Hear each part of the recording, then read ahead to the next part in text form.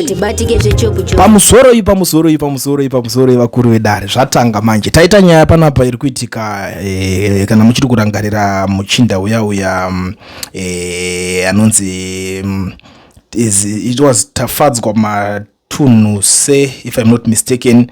Mukomana uya ukumbobuda achisungirwa nyaya yekuti airambidza vanhu kuti why muchiuya muchipwanyira vanhu mavhenda panapa mimi akabva asungwa ataura zvaakataura ndobva azonopuwa bail. Saka nyaya yatiri kutambira panapa pari kunzi Magistrate akamupa bail iye akanga ane 32 years dzeku 32 years or something ashaya. Ndo nyaya yatiri kutambira panapa. Magistrate iye ashaya. I mean, she was born in 1992, so I guess she's over 32. She's about 34, if I'm not mistaken, probably 34, 36, somewhere there. Ndo age yake yangana. So arikunzi ashaya. Chikonzero chekufa kwake achinonge chazikanwa, but chinhu changoita kuti tingotaura nyaya iyoyika inyaya yekuti unongoziva kuti munhu aibata basa rake nemazvo anga asingabvume kushandiswa zvese zvinoita mamwe mamagistrate nemajaji kuti iwo kana uchingone nyaya dzakafanana nedzodzi dzekuti wanga uchinzi nyaya dzako dzine chekuita nematongerwo enyika nechinchi anga asingabvume kushandiswa zvinhu zvakadaro, aingorova nyaya zviri profession safe zvazviri, but mafiro acho manje ndo ari kusiririsa panapa. Without wasting much of the time, rega tipinde mairi nyaya yacho tingoonesana zvizere, because dzimweni dzenguva ndikada kutsananguridza ndiri ndega munogona kuzoti yooneka kusirira. The Chiredzi community is in mourning following the passing of Magistrate Tendai Mutamba, who recently granted bail to Tafadzwa Nelton Matanutse, a 32-year-old Chiredzi resident accused of inciting public violence after criticizing the government following the demolition of a vending area.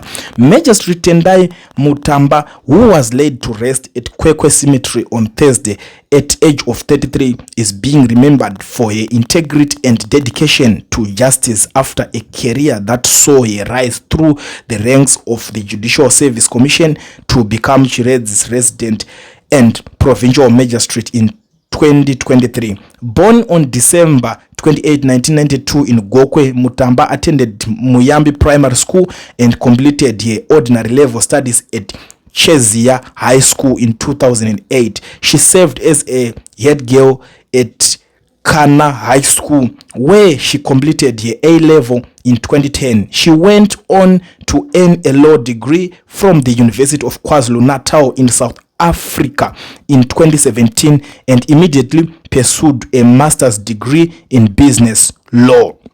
Mutamba joined the Judicial Service Commission as a magistrate serving at Kadoma Magistrate Court before being posted to Chitungwiza in 2021. She was elevated to senior magistrate and transferred to Mbare Magistrate Court. Her career reached another high in 2023 when she was appointed resident and provincial magistrate for Chiredzi, leading the station and ensuring justice was delivered efficiently and fairly. Her family described her as a leaving behind a legacy of dedication, service to justice that will continue to inspire future generations of judicial officers.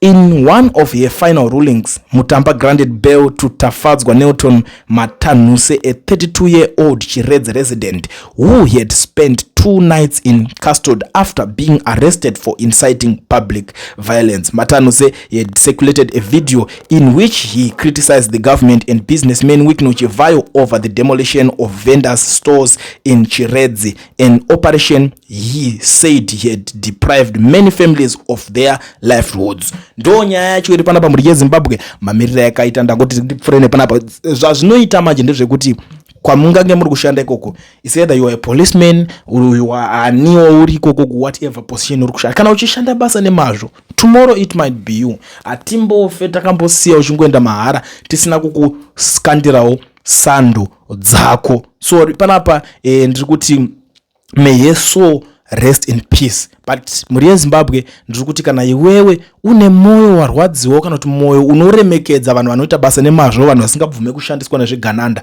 ndoda kuti unyore kuti rest in peace in this comment section iko zvinezvi, so that family yake inonyatsofeelawo kuti aiwaka maremegedza mwana wavo. Ndichiisa 21 gun salute dzangu, iwewe uchinyora kuti rest in peace mucomment section.